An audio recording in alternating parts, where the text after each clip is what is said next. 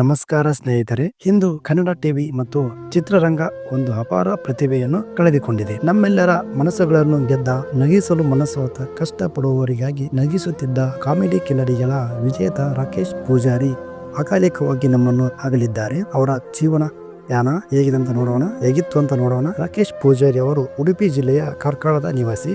ಅವರು ಚೈತನ್ಯ ಕಲಾವಿದರ ನಾಟಕ ತಂಡದಿಂದ ತಮ್ಮ ಕಲಾ ಜೀವನವನ್ನು ಆರಂಭಿಸಿದರು. ಅವರು ಕಾಮಿಡಿ ಕಿಲಾಡಿಗಳ ಕಾರ್ಯಕ್ರಮದಲ್ಲಿ ಸೀಸನ್ 2ರಲ್ಲಿ ರನ್ನರ್ ಅಪ್ ಆಗಿ ಮುಕ್ತಾಯ ಮಾಡಿ ಸೀಸನ್ 3ರಲ್ಲಿ ವಿಜೇತರಾದರು.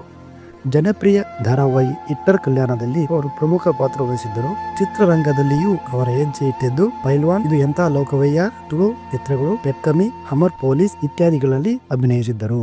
ಇತ್ತೀಚೆಗೆ ಅವರು ಕಾಂತಾರ ಚಾಪ್ಟರ್ 1 ಚಿತ್ರ ಶೂಟಿಂಗ್ ಮುಗಿಸಿದ್ದರು. ಅವರ ಕೊನೆಯ ಕ್ಷಣಗಳು ಹೇಗಿತ್ತು ಅಂತ ನೋಡೋಣ. ಮೇ 11 ರಾತ್ರಿ ನಿಟ್ಟೆ ಅಥವಾ ಉಡುಪಿ ಜಿಲ್ಲೆಯಲ್ಲಿರುವಂತಹ ನಿಟ್ಟೆಯಲ್ಲಿ ಮೆಹಂದಿ ಸಮಾರಂಭದಲ್ಲಿ ಭಾಗವಹಿಸುತ್ತಿದ್ದ ರಾಕೇಶ್ ಅದೇ ರಾತ್ರಿ ಹೃದಯಾಘಾತದಿಂದ ಕಳೆದು ಹೋದರು.